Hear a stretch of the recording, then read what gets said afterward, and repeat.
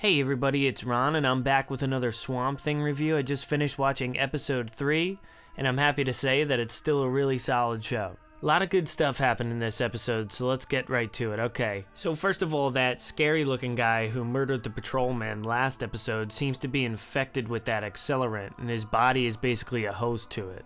Some really nice creature effects work here again, and honestly, that stuff is like the highlight of this show. Jason Woodrue ends up doing an autopsy on that first guy who got infected in episode 1. I'm pretty sure that's that Susie girl's dad, and he also meets Abby for the first time. This guy's super creepy. He does a good job. He's the dude from Wolverine Origins. I'm pretty sure he played Blob.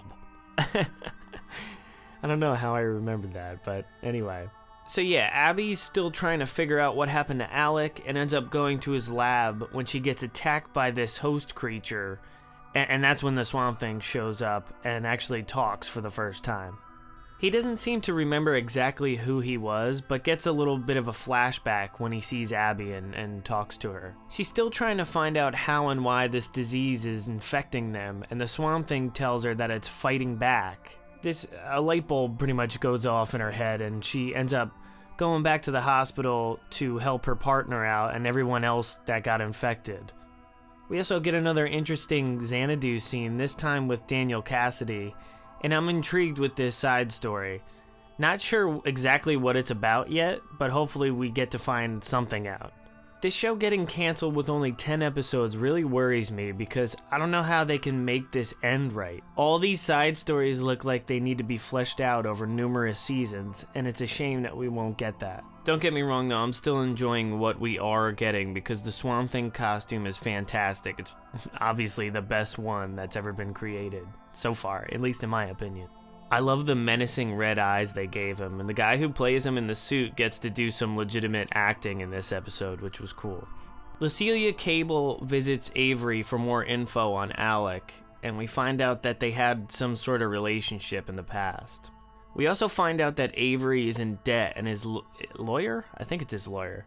I forget. Anyway, we find out that he's transferring funds for personal loans, to develop that accelerant, and he walks out on his and Avery's shady business.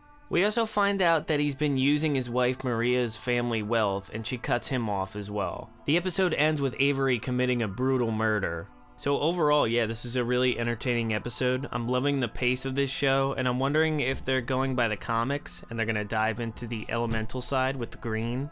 I don't know if they would ever do the Parliament of Trees or maybe their own version of it, but we'll see. I can definitely see the James Wan influence because he produced the show, and all the scenes with Maria and her dead daughter, like she keeps seeing her dead daughter, to me that's like very, I don't know, it's like something from The Conjuring.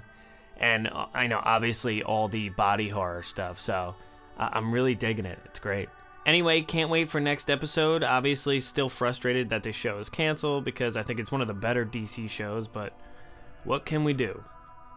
I'll be back with an episode 4 review next week. Be sure to like and subscribe, and thanks for watching.